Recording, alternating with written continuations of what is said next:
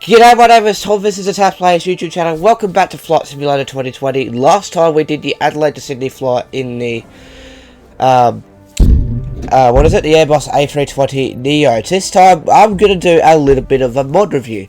As you can see in the top left of my screen, we have the Carenado CT182T Cessna Skylane today. I figured what a good idea to review the very first payware aircraft for Microsoft Flight Simulator than now. So what I'm gonna do, let me just quickly go to here. So this is some quick I can't talk today. Some quick stats for you. So the cruise speed is 145 knots in total airspeed, or true airspeed I mean.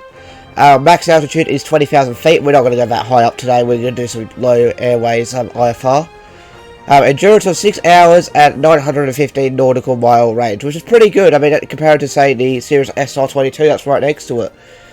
That is a lot better than the SR22. So, when you go to liveries, you can pick 4 liveries. I don't know the difference between each livery, so I'm sticking with the standard livery. We're going to stick with our 50% fuel, failures off, and our our tail number is November 6936 Mike. There we go. Anyway, so our flight today, we are leaving Gainesville Regional Airport, right there. That's Kilo Golf November Victor. Then we're flying that way, flying to the east, I guess you could say. And then we're turning right, and then flying down to Ormond Beach in Florida. So this is a Florida flight. If you live in Gainesville or near Auburn Beach, you may see your house today, which would be great. And we're doing an IFR low altitude airways. It's going to take about 30 minutes according to this flight plan here. According to the flight away plan, that took them about 43 minutes. So we'll see how this goes. And yeah, let's get ready to fly. This is more like a bit of a mod review as well as just a casual flight. We're flying in the night time tonight, by the looks of things, so let's see how this goes. This is going to be on live weather as well as live traffic and also live time. So it's currently night time in the United States, so we've been flying into the night. So let's see how this goes. So a little bit of the things about this aircraft is used as its default G1000 that came on Microsoft Flight Simulator as default. It also has the real life engine sounds, which we will hear momentarily. And yeah, it's very I've been flying it for a few times. I'll tell you airborne, so I can teach you how to start it and everything like that. And this is what we're going to do. In the next few episodes of Microsoft Flight Simulator, we're going to be flying every single aircraft that came default in the game, including the Deluxe and Premium Deluxe editions. So just in case you don't know how to fly, I can teach you how to fly them. And we'll do like short flights and everything like that, and do a teaching, like do a lesson how to fly them, like in terms of checklists and everything like that. And yeah, so we'll just wait for this game to start, and then we'll get ready to get out of here. It'll be up and starting in a minute. It doesn't crash. It did the first time I played it, crashed the first time. When I was doing the Adelaide to Sydney flight, it crashed the first time. So here's hoping it doesn't crash.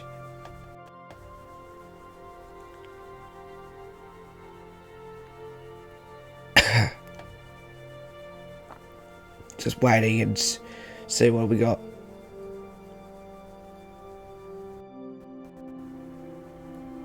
Any second now. This is going to be very, very exciting. I've been wanting to. I can't believe we've already got a payware aircraft ready for this game. And yeah, so now we're just waiting for this. In case you're wondering, I am running on high-end settings because of my bottleneck with my CPU. I've actually got a very old Intel i5-4590 in the system I am using. I'm planning to upgrade next year to like a 10th or latest gen Intel i7 maybe next year. I won't go too much, but it's because this computer's starting to get old, and I only have 8 gigs of RAM. Some people were on the Facebook page saying, "Oh, you can't run it on 8 gigs of RAM," but this is the proof that you can. And my last video proved it too. It is a little bit stuttery, but it's not too bad. Alright, here we are. As you can see, it's a nighttime flight in Gainesville Regional Airport. Very, very nice looking airport from what I can see, all the lights there. In the Skylane. 5 hours and 30 minutes endurance we've got here. Right, let's go click ready to fly and then we'll get started. Sorry for the lag for a little bit there. Okay, give it a second. It'll stop lagging. It's just loading, it's just downloading all the content in Florida. Damn, that's typical. Right, can we click ready now? Yeah, it's easing off now, there we go. Alright, welcome to the Cessna 182 cockpit. Oh, hang on. No, don't start the aircraft yet.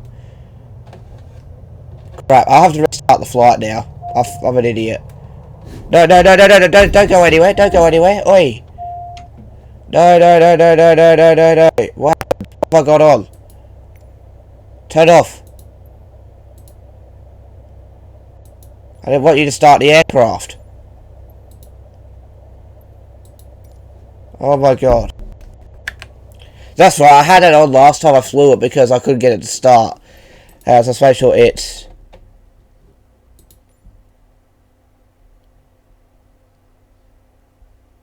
I'll put that back on though.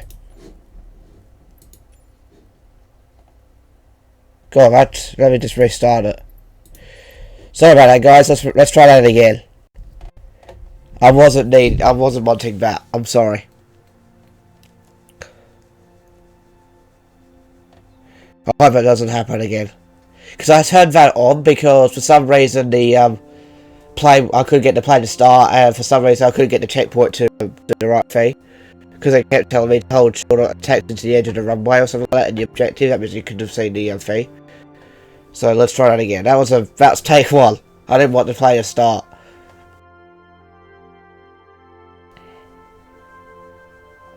That was scary. So we'll just wait for another game to load once again. Of course, this is going to be the new normal. We're just going to wait for the loading screen. And yeah, we'll just wait and see.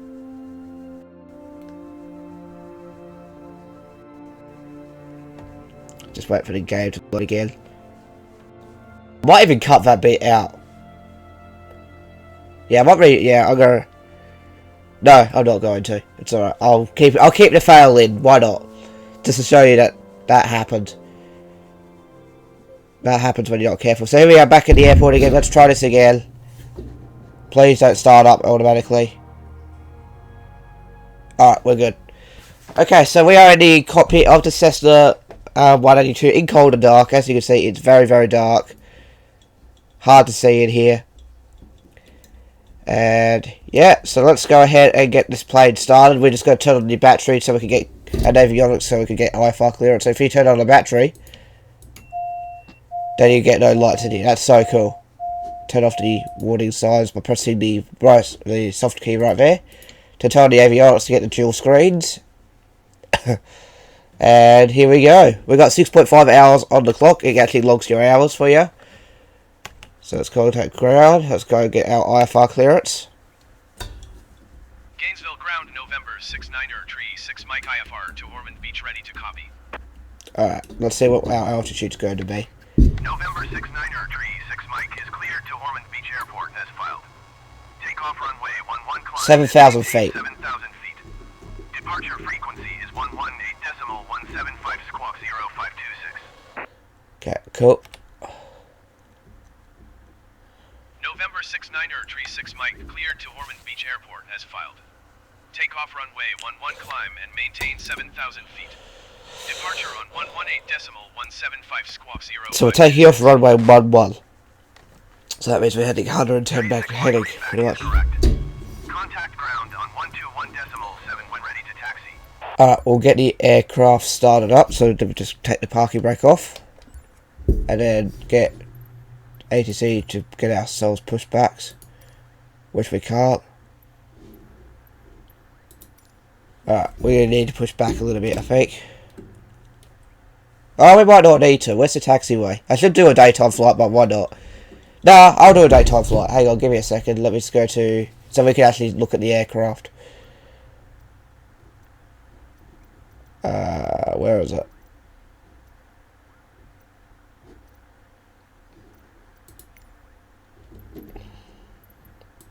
Okay, why can't I change it? I guess I'm because...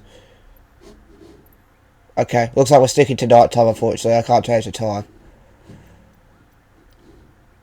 Oh well, that's fine.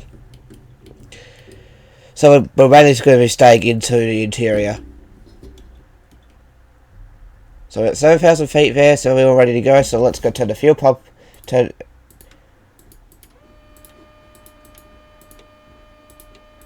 all the lights on. Fuel on both. Just making sure the cut off is. Everything's pushed in that we need to. That's on. Let's just quickly prime the fuel. Let's see if she starts. There we go, it should be enough.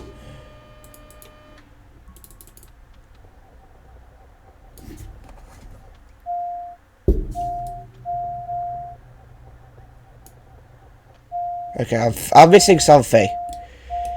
This is the annoying thing. Can I turn the floodlights on? Somehow, because I can't really see. I'm trying to find it.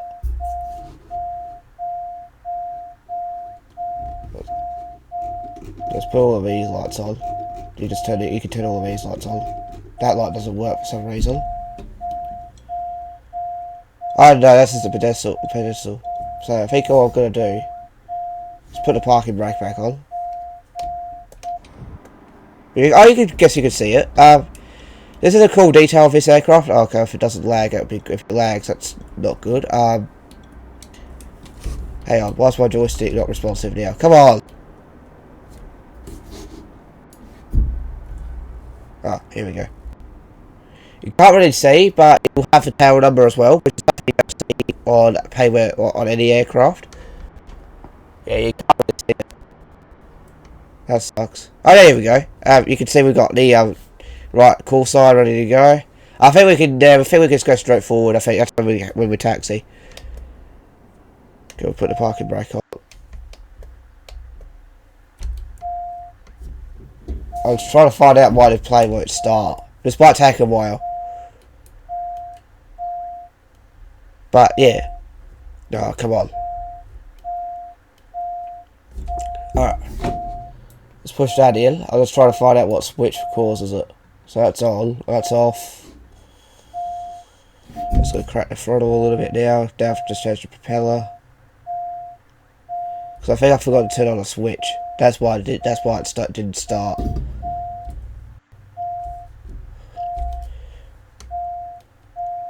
Right, we'll try that again. Otherwise, I'll just control E it. No, still not starting. I'm missing something.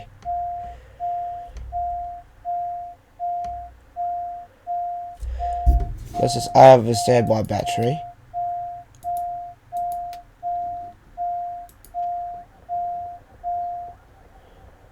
This is annoying. Just to start for full throttle.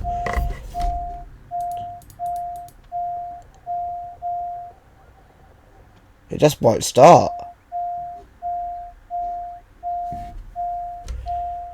Hey, I'm gonna have another bit of a mess around. Just make sure that's on 100%. Let me just try that.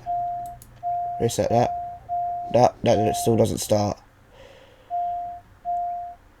Alright, I really need the daytime flight, but I can't figure out why it won't start.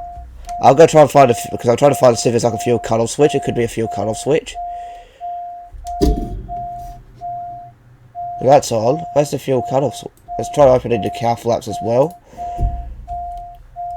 Let's see if there's anything down here. Nothing to click on down there. I'll look around for like fuel cutoff or something like that, because that could be the cause.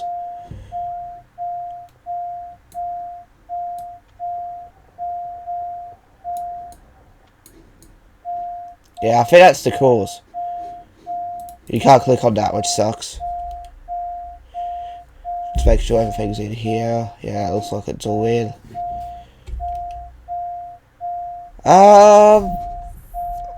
What's this? Yoke visibility. Okay, we don't need that right now. We'll put it on. We'll just go to Control E. I can't figure it out.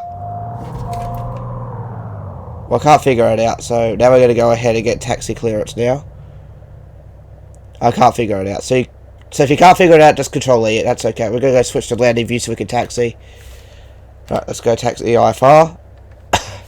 Gainesville ground November 69er tree 6 Mike with India ready to taxi IFR.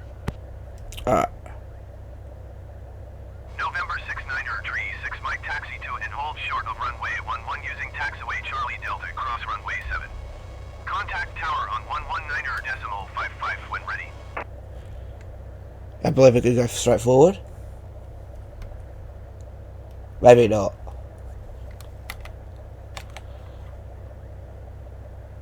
Taxi to and hold short runway 11 using taxiway Charlie Okay. Delta cross One of the runway first 7, things 36 of Mike. this plane is the views are set correctly. Let me just back up a little bit. There you go. Let me just go ahead and go back into that viewfinder.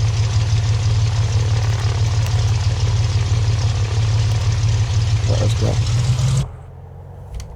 Yeah, that's one of the first things I don't like about this aircraft is the view. Is the views are a little bit messed up, as in standard views.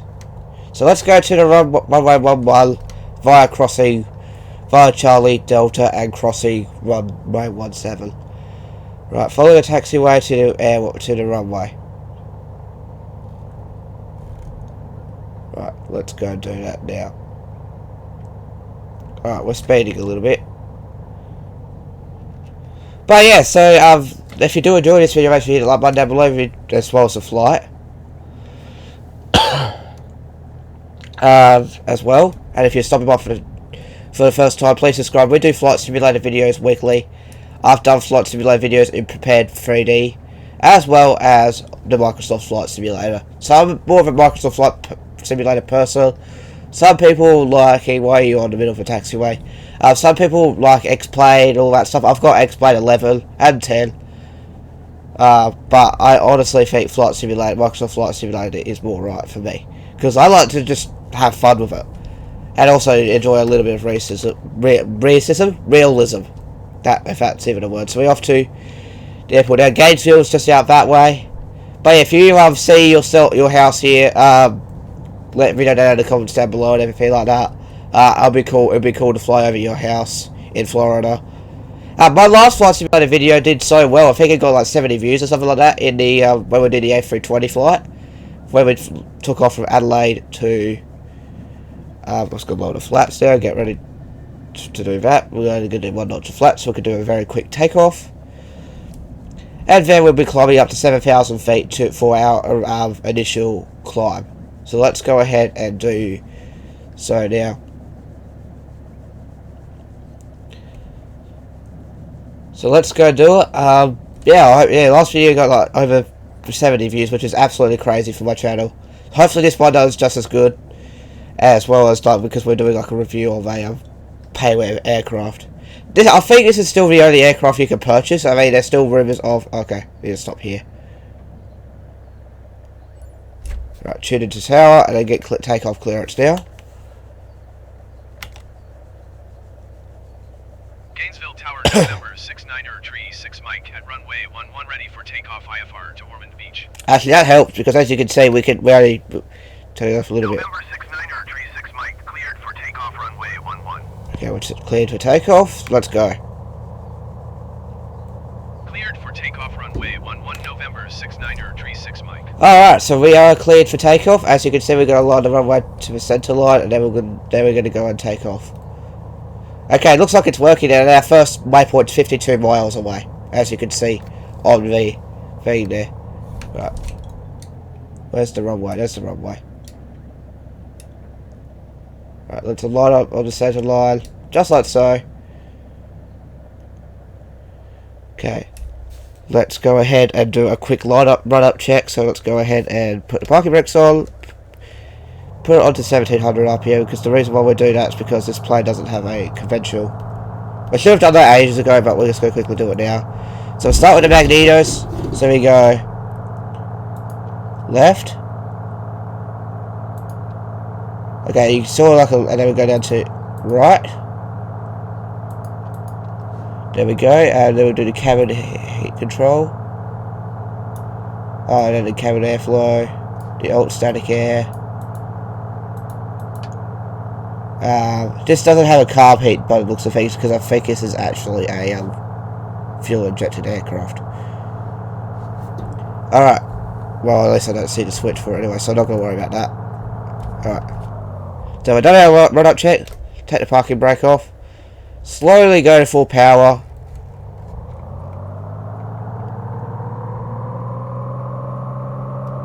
There we go. Full power. Well, we're on the runway, so airspeed's alive. Temperatures and pressures are all good. As you can see, everything's in the green apart from the... we're going to take off at 70 knots. Away we go.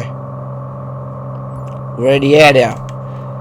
And we can stay in line with the departure climb whilst we climb to like 500 feet.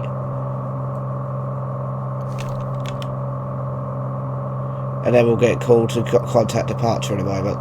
So we'll stay around about 80 knots. I think that's probably about the right climbing speed. Alright. And then flaps up. And then we're all good to go. We're off the air. That's how easy it is to fly the aircraft. Okay. And since we're going to that, we're going to turn on the nav mode in the autopilot so I can start talking about the pros and cons about this aircraft. And so we're going to on that. So we've got that on, and we're going to turn it on to nav mode. Then we're going to contact departure, and we are on our way out. Oh, before we do, look at the GPS. Right, there we go. Let's contact Jacksonville departure.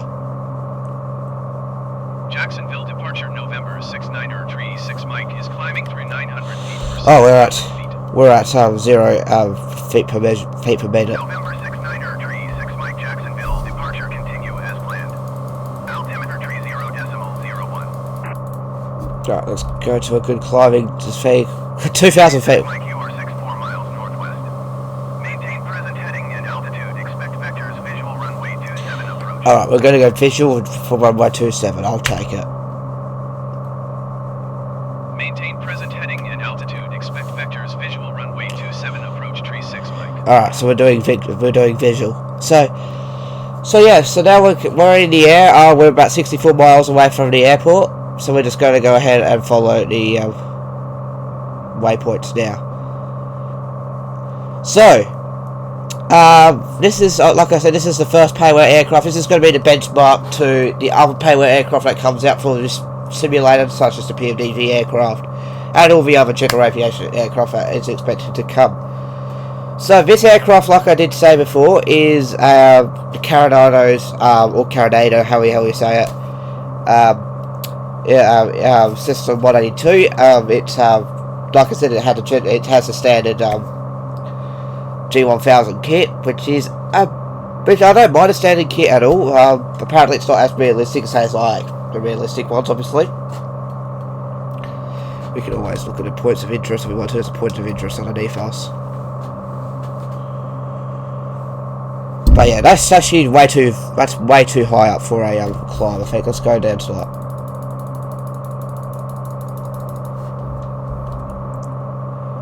Oh, that's leveling off. Crap. No, don't level off. 2, 3, 4, 5, 6, 7, 8, 9, 10. That's 1,000 feet. That's more of a fair climb. First complaint. The actual nav in this is not the best. As you can see, it's actually weaving across. I'm guessing it's the same for the other planes. I haven't flown many of the other planes. I've only flown the A320 and the Cirrus SR22. The SR22 doesn't have that much of a problem with it. And the Airbus doesn't either. The Airbus actually does it really well. A really good job with nav mode. But yeah. So we'll keep continuing on the climb. I'll keep it as fast as we can with the full throttle. We're climbing around about 150 knots. But yeah, I might as well start with the cons. Number one, it is a $40 aircraft, like on its own. A $40 aircraft is a little bit much for a general aviation aircraft. I probably would have said the $20 mark would be fine. And considering the fact that it's got the standard Garmin G1000, it's also got, I mean, sure, it's got its own sounds and its own thing, but $40 for this, for standard equipment, I don't think so. I would say $20 would have been a fair, like half it to $20 would be a fair price. So that's that. And the second thing I'm not a huge fan of is the... What do I not like? Is the autopilot, obviously. I think, especially the nav, as you can see, it stopped following the nav very, very well. Like, if it was actually a real nav thing, I think it will start turning a bit earlier than that. So that's another issue I'm not a huge fan of, is the autopilot is not following it correctly. It does the altitude and everything else correctly, it's just the nav mode, it's a bit finicky. So that's that. And yeah, that also might talk down the price a little bit too. I mean, to like $20, yeah. So there's a couple of things that need to be, and also number 3, that's left. If you press left on your joystick, and that's your left view. But if you press right, that's your right view. That's not right at all. That needs to be fixed as well. That's 3 things that they need to be fixing. Hopefully they do an update for this aircraft. I think they will update it very soon, about 500 feet away from 7,000 feet anyway. And yeah, overall, but the good stuff. Number 1, it has a realistic sound. It sounds very good, even though I've got it on like headphone virtualization sort of thing in the audio settings, because I want to make it realistic as well as I can. And I can also talk to you guys because I must be very, very loud. But if I go here into the outside view, that's what a Cessna 182 should sound like. If you are Cessna pilot and it doesn't sound like that, and then yeah, alright. We're coming up to our cruising altitude of 7,000 feet. I'm assuming it's a cruising altitude. Because we're only doing, but yeah, you can see it sort of waves. That's something that needs to be fixed. Yeah. So, what was I saying? So yeah, it sounds like a Cessna 182. The actual model is in very good quality, in terms of, like other aircraft that we've seen in the past in the older Microsoft flight simulators and X-planes. Like, some of them weren't the best quality. This is a really good quality aircraft, 100%. But Carenato's aircrafts, I mean, Carenado does a good job backing aircraft. I'm just going to lower the throttle a little bit so we can keep that in the green. There we go. So now we're cruising. But yeah, that's that. Yeah, and also some of the other autopilot characteristics. I'm just focusing on nav. It's good. And yeah, it's a very, very nice aircraft to have. It's not, I don't know if it's quite study level yet. Quite study level. I mean, it's nearly there, but it's not quite there, because obviously study level to me has to be like, oh, you have to. I mean, actually, no, it's not too bad, honestly. Obviously, I'm not an experienced pilot, I should say. I'm a flight simulator. I'm a flight simmer. I've been a flight simmer for the last, dare I say, 12 years maybe. My first flight sim was Flight Simulator 2002, and now we're out to Microsoft Flight Simulator 2020, which is absolutely insane. So I've had all the flight simulators. I had traffic control,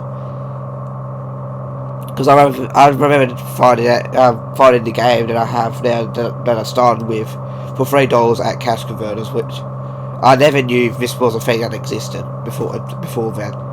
Was flight simulators, because YouTube wasn't a big thing back in 2000. Was it 2008? I think it was 2008. Yeah, that I started. I had my old PC, my second PC. I had a Dell Dimension before I had gone into custom built computers, which I've got now. And yeah, so we're at 7,000 feet now. And yeah, we're sweet.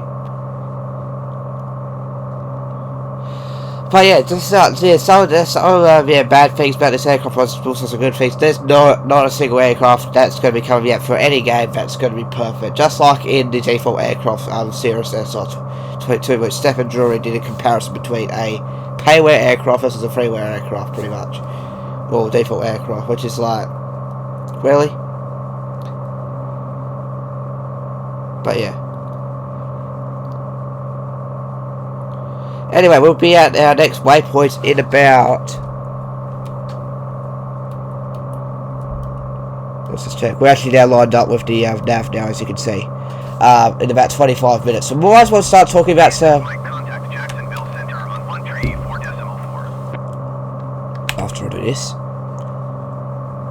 134.4 for tree 6 Mike.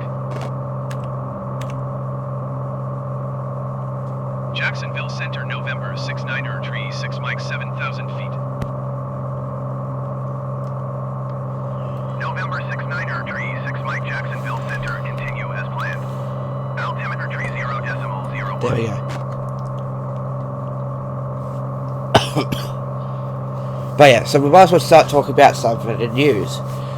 So first off, we're going to talk about Dirty Badge Jack. He's another YouTuber. He does lots of truck content and everything like that.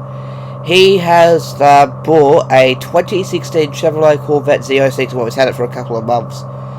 And it's now going to be a feature to his channel because he's been wanting a C7 Z06 for the longest time. So huge congratulations to him. It's a beautiful Arctic white Corvette with a red interior, 8-speed automatic, carbon package as well as 2LZ. Very well deserved to get a 2016 Z06. And hopefully they get together with Street Speed 7. He gets together with Street Speed 717 with that car and do some racing content with him and check out some of his stuff and start collabing with him again. Because he hasn't done videos with him in a couple of years. It'd be good to bring the whole 717 game back because he did that with Nick last year. And yeah, so that's cool. Congratulations to Jack for getting his new Chevy Corvette. It's the second Corvette he's had. He'd had a C6 beforehand, and beautiful orange one. I miss that car a bit, but the C7's a better car regardless because it's supercharged. It's going to be a lot faster and everything like that. And he's going to be doing a heck of a ton of mods to it to make like 800 wheel horsepower or something like that, which would be mental for a Z06. So that would mean he can probably go against Street Speed Z1. So if Jack's watching this, congrats, buddy. Please build it up and first Street Speed 717 ZR1. I want to see how good it gets because you've done it with his McLarens, with your old Corvette, with his Saab 570 out. Figures time you could take him out against the ZR1. Be interesting to see how that goes. Because apparently Street Speed 717 ZR1's coming up to 10,000 miles, which is crazy to think about because his first C7, his Z06 that he had beforehand, like 2 years ago. Was it 2 years ago he had that car? No, it wasn't. It was 3 years ago. He had a 2016 Z06. That car had 18,000 miles. So I wonder if that car will be driven that much more to get to 18,000 miles and get go further in his possession than the his old Z06, which apparently an Instagram account had, but I don't believe he sold. That guy sold it for a Jeep Wrangler, which is kind of stupid, but anyway.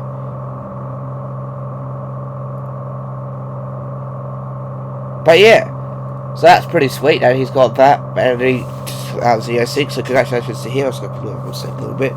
Next up, we are going to talk about Zach Baldy. He did a video last night. Well, he didn't. His friend Alex did, and he raced the 310, a XR6 turbo that's making 630 horsepower at Queensland Raceway, and that was actually very good content. So I highly recommend if you are into Ford Falcons, check out Zach Baldy and Booster Kings.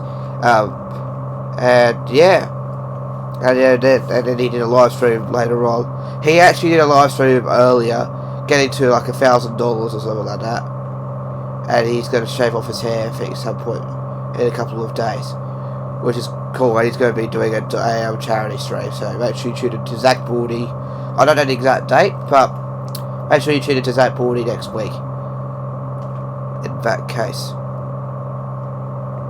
But this aircraft is doing really nicely now. We're cruising about 133 knots, 147 true airspeed. Our ground speed on this screen, 149 knots, which is not too bad. I think we're just on the verge of the radar of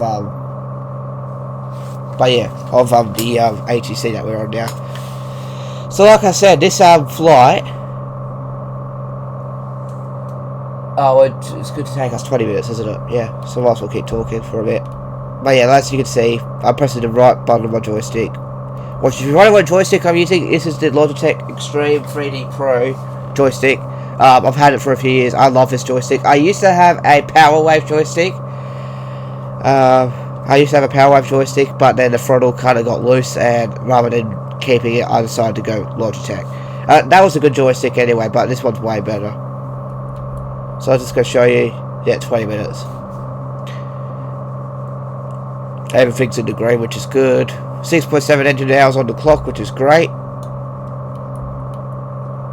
But yeah, so you can flip through the views here. As you can see, we've got different views here for every switch that you need. So I just want to see what this switch is here.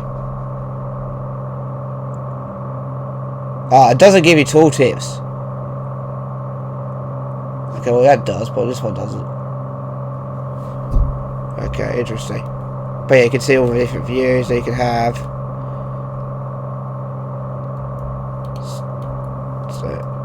So let's count the views. So we have 1, 2, 3, 4, 5, 6, 7, 8, 9,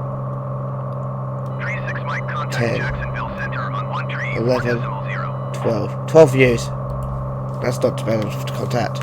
Jacksonville Center. Looks like we're going out to the ocean. I can't get a good photo, unfortunately, guys. I might just use Jacksonville Center, November 69 I'll take a photo of it on the ground, like at another airport during the daytime, maybe an Australian airport. November 69 Mike Jacksonville Center. Nah, I'll see what I can do. I'll see what I can do. I need to plug in my controller for this.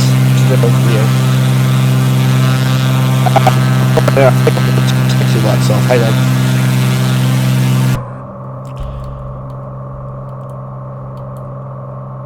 Okay, let's just quickly go to do that now. I forgot to put the taxi lights off. I'll get a photo at another airport where it's daytime to show the full glory of the Cessna 182. I'll take a photo of it with the same code and everything like that. I need to turn the landing lights off. So if I go, I did turn taxi lights off. There we go, taxi lights off. There we go. The pitot heat can stay on because it is 15 degrees up here. We're actually flying over a river now. But I'll take a photo on the ground. I'll just pick a random airport that's currently daylight, and I'll take a photo there.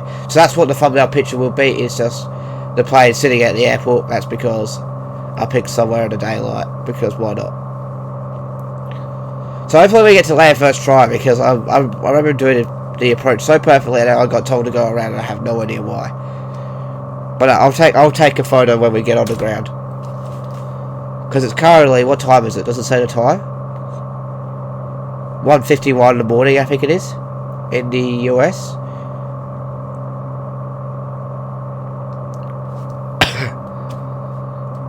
I think that's the time on there. Oh, don't press anything.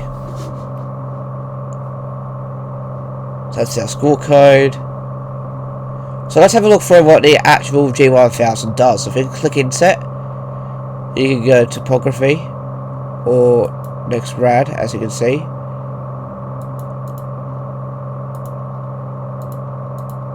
That's pretty cool.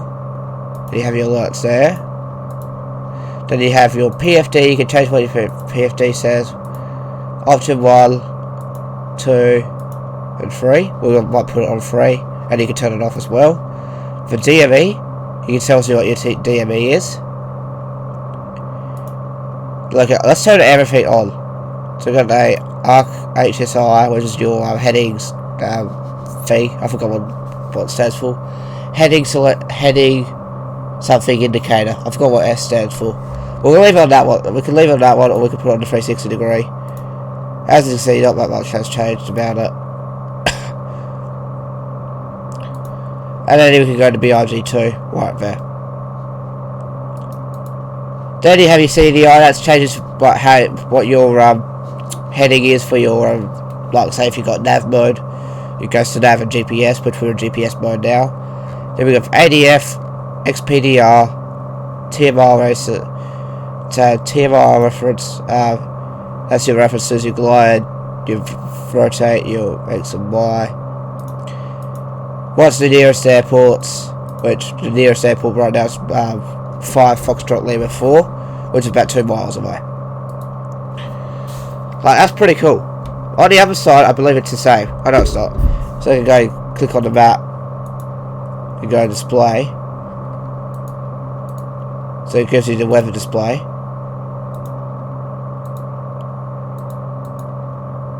What's this do?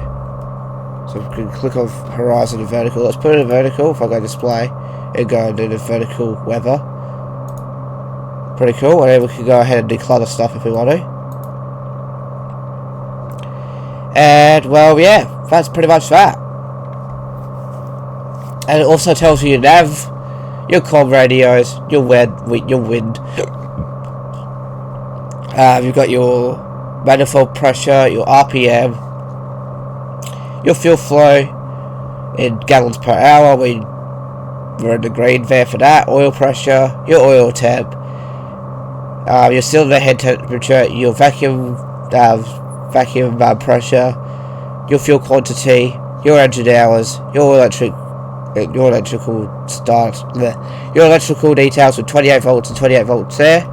Whereas on this file it says, and then on the top here I should say, you have your radios, then you have your ground speed, your track for the GPS, I guess you could say, and your estimated time. Something. On the left hand side we have on the top here, in the middle here we have your horizon, and on the left you have your on the left you have your what is it, your speed. Then you have your altitude on the right hand side, which I can calibrate by pressing the B key. And then you have your nav dials, your heading, your altitude, your comms, your course. Then you have your range for your GPS, and then you have your direct, menu, flight plan, procedures, clear, and enter, and you'll use your flight management system as well. So we are 2 miles away from Astor's. That's where we're heading now. So we're heading there, and then we'll be turning down to the airport, towards the airport, and start getting ready to do our approach. We're about 30 miles away from the airport apparently, which is pretty good. What's there next to talk about? So the other switches. Let's walk through the other switches whilst we're flying. So we'll start from here. You have your standby battery with your test and your arm. Then you have your master battery, your avionics. That includes your bus 1 and bus 2. Then you have your dimmings. You've got your switches for your panels. I can show you with the tooltip. So we have switches and circuit breakers, then your standby instruments, then your pedestal, and then you have your avionics. Then over here in your lights you have your beacon, your landing, your taxi, your nav, your strobe. Then you have your fuel pump, your pitot heat, and then your prop heat, just in case it's a bit cold. Alright, we're heading off to the next waypoint now. We're actually lined up pretty dang decent there. And then down the bottom you have your fuel selector, you have your cow flaps which we have open, you've got your trim, and then you have your, looks like your PA system or something like that. I don't even know what this is. You can't click on it. Then you have a power outlet there which you can't click on. Then down here you have your magnetos and all your circuit breakers such as your fuel pump, your beacon light, your landing light, your cabin lights, your flaps, everything like that, but you can't click on any of those. Then this is another view of that. You've got your standby instruments down there, which you can see it's pretty well calibrated. And then I think we come in the middle here. Then it goes back to here. And on the right hand side you got your COM1 microphone, the COM2 microphone, like all your microphone stuff. You've got 3 COM selections. You've got your PA, your speaker PA, which is your passenger address, your speaker, cabin speaker, and a whole bunch of and then you got auxiliary there, which is not used, but you can't click on it or anything like that. But it's for your, like, say if you have you want to put music on, which you can do if you're flying, but keep in mind you still have to talk to air traffic control and everything like that, so it's not ideal to listen to music when you're flying. Unless you're flying on a flight simulator, then you can listen to music if you want to. Alright.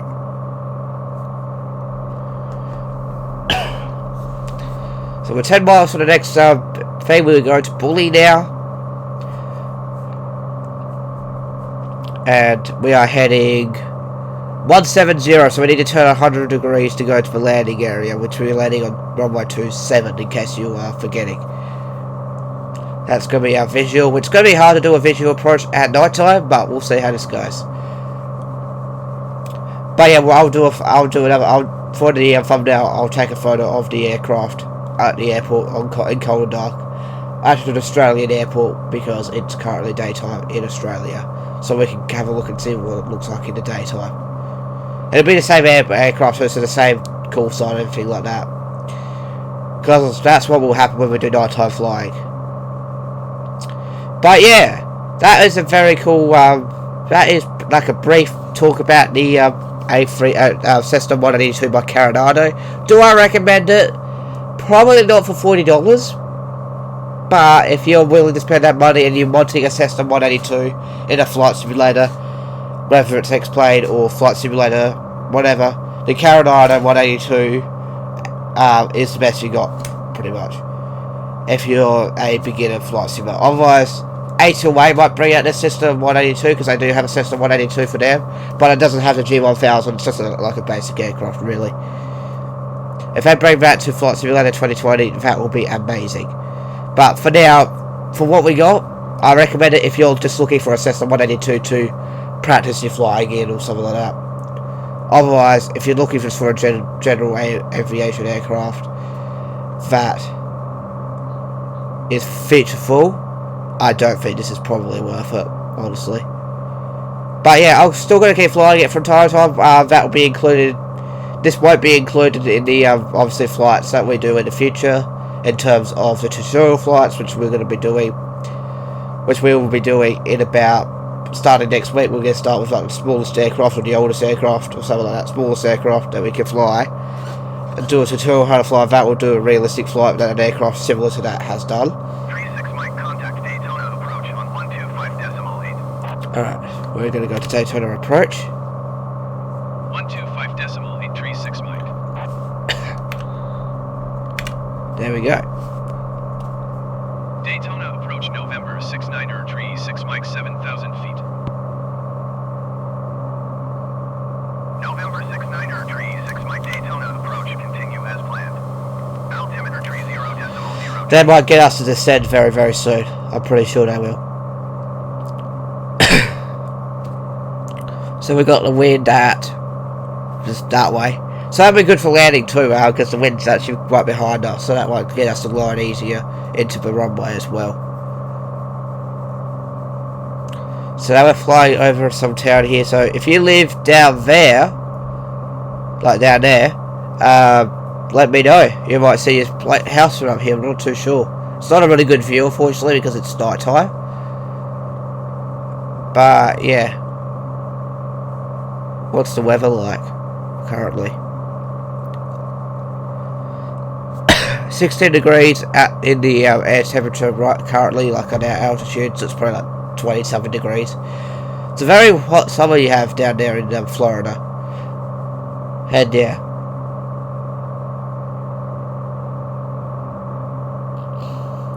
And I feel bad for all of the things that are happening in North America too, in terms of like we have like you've got the election coming up, and also too the things that happen in the news that I've heard about, like in like Wisconsin.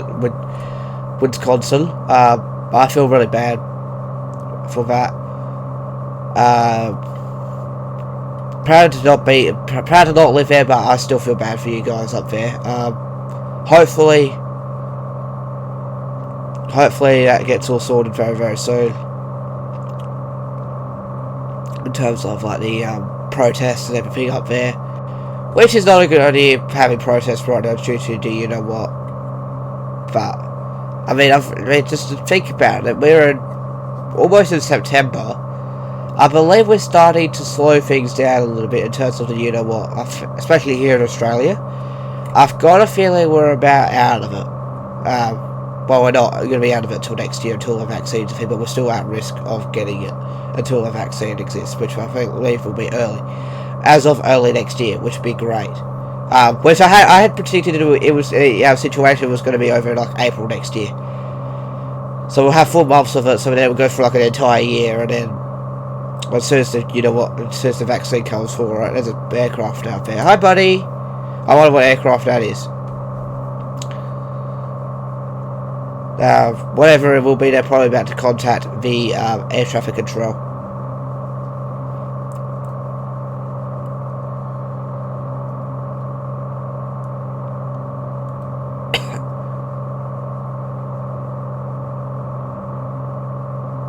Alright, we're going to... I think we're heading towards the airport now. Yeah, we are. Cool, we're on our way to the airport. We're not in the right heading. We have to turn 100 degrees to the right to go land. But we'll let the ATC handle the descent. And then as soon as we cleared ILS, and we can turn the heading that we need to go. Because I haven't heard the ATC tell us to turn left heading 050 or something like that. Not like in Microsoft Flight Simulator 10, when they told us to do that the whole time. So I guess that's a bit of a better thing about Flight Simulator 10. But they keep saying like maintain present heading or something like that. But yeah. We are about... Alright, here we go. We're descending into the airport now. Let's descend to 2,000 feet. Descend and maintain 2,000 feet, 36 Mike. 5432. That. Let's put the vector speed down a bit. There we go. We'll be descending. We'll be doing that in about 5 minutes because I think I set to 1,000. Oh, just under 1,000, so it'll be a bit less than that. We'll just go ahead and lower the speed a little bit so we're not in the yellow. Let's go and do our descent.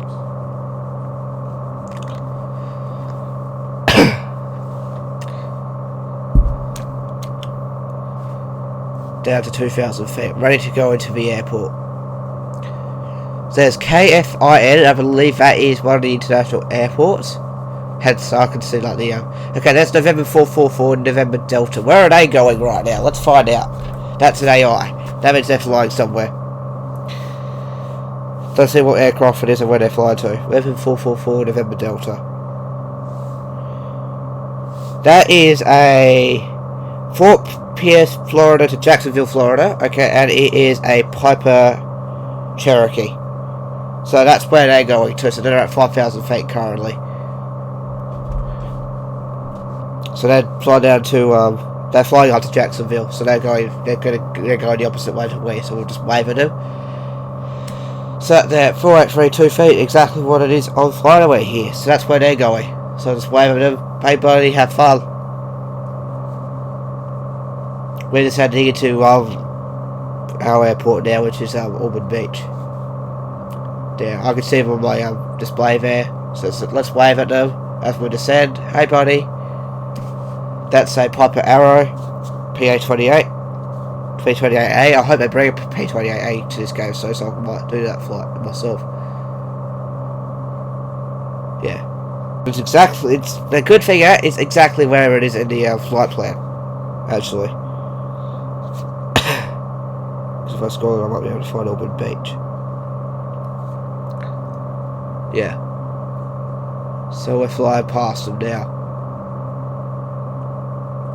There we go. We found a plane in the air. At what time is it? Mid. Why would you be flying at that time? Seriously. Yeah, that's cool for sea. So they're actually doing 103 knots currently, 4,900 feet. That's about what it says there. And they're about to go across to past Auburn Beach, where they go to Astor, and then they'll be landing at Jacksonville very soon. Good stuff. I wonder why they're going to. I guess they're going to work, I'm guessing, and instead of taking the car, they decide to take the plane. Which, if you have that leisure, you can do that. But yeah, very cool to see that plane. So that's what we're going to do. We're going to find out where they're all going. We're flying away. Well, as soon as we see where we're at 1400. Just over 1,000 feet to go, about 1,400 feet to go. So we'll be down in the next minute. 2,000 feet. A little bit laggy because it's downloading all the scenery. That's what you expect. But yeah, this is going to show you that you can play Microsoft Flight Simulator with 8 GB of RAM as well. Or with the payware aircraft like we have here. Crazy. It does freeze every now and then. That's typical because it's still downloading all the scenery. But yeah, we are about 5 miles away from the airport, so we'll be actually landing in the airport very soon. That's not the airport in front of us, is it? I don't think that is. That's another airport. I mean, it might be. No, it is. That's the airport we're landing at. What if I can change the airport runway to land on this aircraft and land on this runway here? I think we can. We can go land at 16 or something like that. No. Whatever this is. Because I think that's where I've programmed it to. It's still downloading. Come on. Let's find out if I can. Select another approach. Come on, select another approach. No, that's alright. It's runway 9, I believe. Because, yeah, 90 plus 270 is 360, yeah. That'd be runway 9er. Or we can land at runway 17 if we wanted to, but it'll still tell us the circle to land on runway 27. So I hope they tell us the right headings and everything like that. So I can see the airport right in front of us there. That's where we're landing. So can we actually pick, let's go select approach. Let's see. Okay, we're leveling off at 2,000 feet now. We can bring the throttle back up now.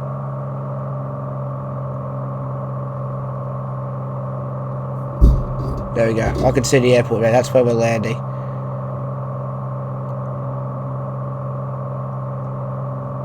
Yeah, whatever. Clear that.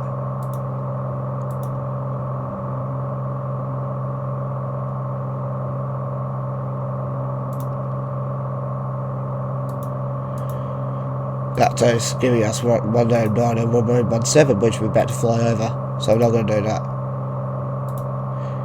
It's going to be a official. So we're going to be circling to runway 27 very soon. But there's the airport there. That's where we're landing. So I'm hoping the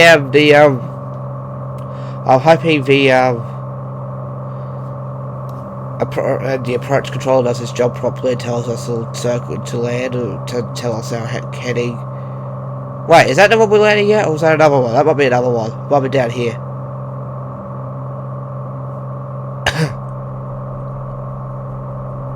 But we are 1 mile away from the airport, and we need to get vectors very soon to turn headings. But we haven't heard heading vectors yet, so come on, mate, do your job. Well, it looks like we're heading. Look how many airports there are. There's an airport there. There's a couple of airports down there. There's a lot of airports here in this area. But we're landing at Auburn Beach. So obviously the people that went to this aircraft went to the beach and took the plane, rather than being stuck in traffic. And technically, you can still be stuck in traffic in flight simulator, in flying anyway, due to the air traffic control and everything like that. Right, can we turn around now, please? But yeah, you rarely hear us say turn left heading 255 or something like that, just to give an example. Because we needed to start turning into the airport now, we just flew past it. Oh, it'll tell us in a minute. Wait. No, let's go back. Let's adjust the vectors for next time. Daytona Approach November 69er tree 6 Mike requesting vector to next waypoint. Tree 6 Mike turn left heading 07. Alright, we're going to turn left. Turn left heading 07. Alright, let's do that. Tree 6 Mike. So then it gives us a chance to land in. Alright, so let's go to heading mode now. Tree 6 Mike Airport is at your 6 o'clock, 2 miles. Well, we're not going to maintain present heading. Okay, we're going to 075.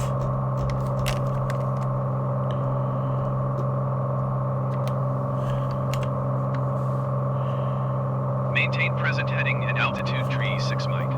Alright, we're leveling off at 75. We're going to have to go blow pipe right past it. Alright, so as we see the runway 27 in sight, which is down here. We are way off. Is that Ormond Beach? Yeah. Right, let's go and contact. Okay, I can technically see it. Tree 6 Mike has the runway in sight. Which side on our left way? Tree 6 Mike, you are 3 miles southeast of Ormond Beach. Turn left heading tree 30. Contact Ormond Beach Tower on 119.075. Alright, let's do that. Turn left heading tree 30. Tower on 119.075 tree 6 Mike. Alright, let's go ahead and switch to the tower when we get to the heading, and then we'll go ahead and start our descent.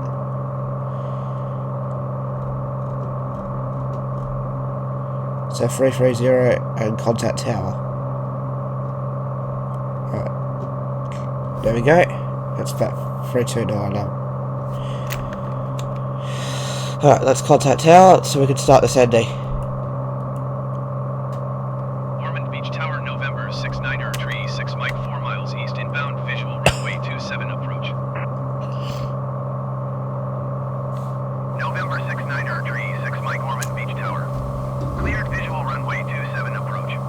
Altimeter tree 0.02, wind 246 at 5. Alright, not too bad. We cleared visual. Cleared visual runway 27 approach, tree 6 Mike. So we'll start turning into the airport now. Tree 6 Mike cleared to land runway 27. Wind 246 at 5. Cleared to land runway 27, tree 6 Mike. Alright, we can start descending now, so we're going to turn approach mode on. We're not very well lined up, but we're going to start landing. So approach mode is coming on. Start slowing down. Flaps down. First notch of flaps. We're not very well lined up. Let's actually have a look. I'll go to the outside view. I'm just going to roll a little bit here just to go into line. So, unfortunately we might not have the best landing. It might tell us to go around, but we'll see what happens. We'll just keep dropping down flaps whilst we're trying to keep descending.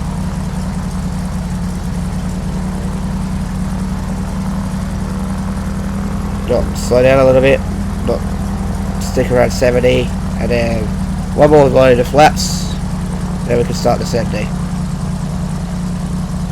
This may be a bad landing. I'm sorry, guys, but it's not an ILS landing. Unfortunately, the visual's a bit harder, in my opinion. But hang on, slow down, slow it up, slow it up.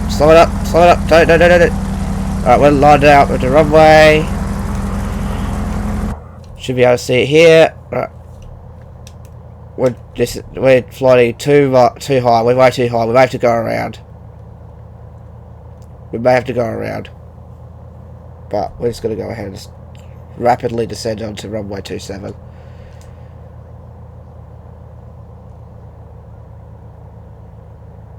And here we go. Flare. And are we on the ground? Not quite yet. That was a bad landing. I'm sorry, guys. 36 Mike, contact ground on 121.625. Alright. I forgot to turn landing lights on. Shit, it's sugar. Just turn taxi lights back on so we can see where we are. So let me just quickly do that so we can see where we are. Okay, where's the nearest taxiway? Yeah, yep, we contacted ground. Sorry, I just like trying to find the nearest taxiway to take. Alright, we've made it to our destination. I'll just try to find the nearest taxiway. Let's contact ground. Taxi to parking. Ground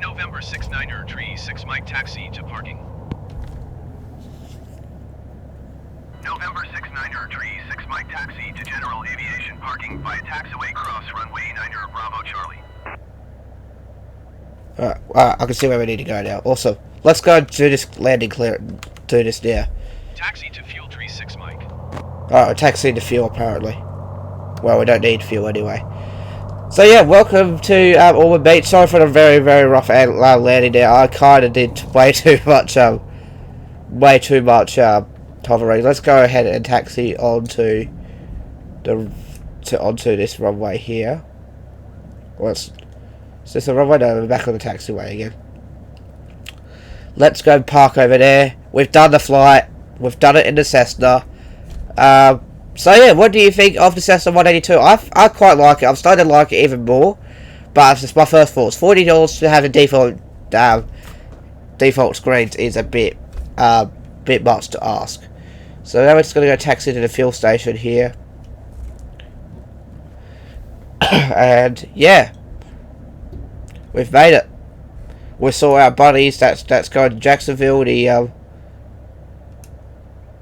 okay, do we see the person? Yeah, we do. Or do we? I don't see anybody out here. Let's pull in, just like so. No, we don't need to fill up. We're just going to turn off the engine here because that's where it wants me to taxi to. So I'll just go ahead and turn it off. So we'll turn off the aircraft now. So to turn it off, what I'll do is just turn the Magnetos to off. Oh, turn this to off. Turn that out. Take that out.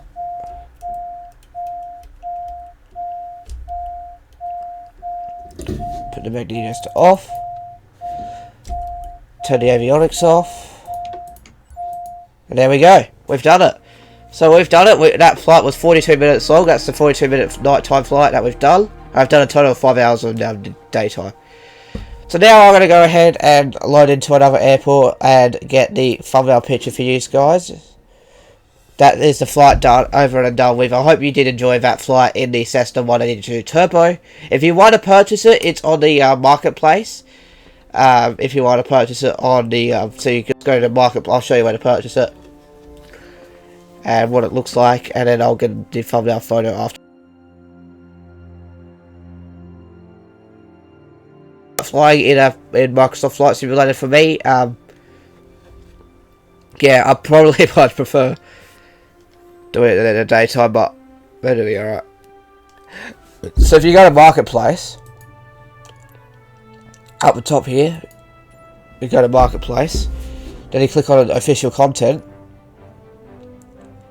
and this is where you can get it from. Right here. This is the Cessna aircraft here. You can also download a whole bunch of airports, everything like that. Like better airports if you want that. But there is the aircraft right there, the Cessna 182 Skylane. And yeah, overall, it's actually a very cool aircraft, as you can see here. So it has 230 horsepower. It tells you what it's got. It's got default stuff there. It's got high engine. It has sound effects, everything like that. We didn't try out the sound effects, unfortunately. It has high quality sounds recorded from the real, such as an engine, knobs, switches, buttons, and different elements.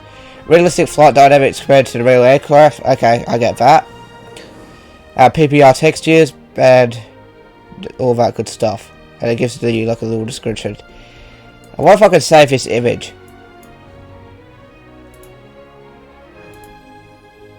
But yeah, you can see it here.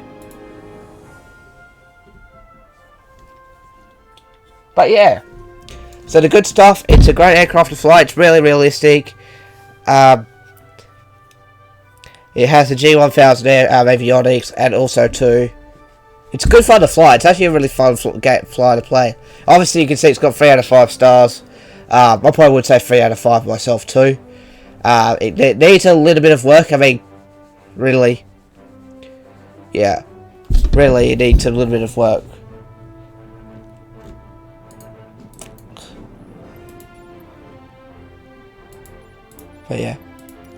But yeah, so that is pretty much it. This is where you purchase it from. It was $41, very expensive plane, but the more I fly it, the more I say it's worth it. But really, the only thing that let down is it has default stuff. I kind of wish they kind of went original. and did their own thing, but I guess it's going to be hard to make panels in this game because it's a fairly new market. But really, it's actually a very good aircraft to fly. I highly recommend you go ahead and buy it if you are looking for a Cessna 182 if you fly that in real life and you can't due to the you know what. You can absolutely purchase this aircraft and go for a hoot in it. So that's it from me. I hope you did enjoy this video of the Flight Simulator 2020 Cessna CT182T Skylane. The first aircraft. The next week we'll be doing another flight, as we always do. Actually, I could get a screenshot in the hangar. Let's go to the hangar really quickly. If I go to profile, my hangar, I'll get a screenshot of it in the hangar.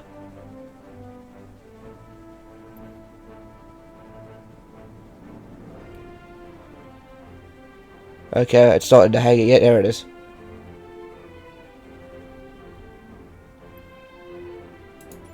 I can change the liveries if I want to. Okay, you can see the difference here, the different liveries. So if I flip through the liveries, just give it a second to spawn here. So that was the Golf. That was the one we flew, because it doesn't change in the screen here. It doesn't tell you what's what.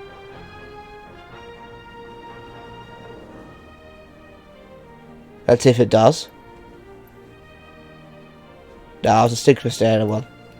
I'll take a screenshot of it.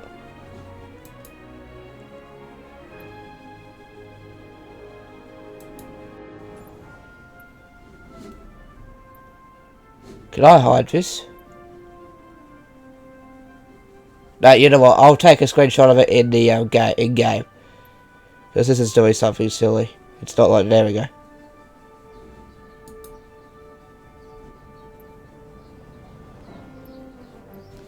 Well, there's a way you can hide it.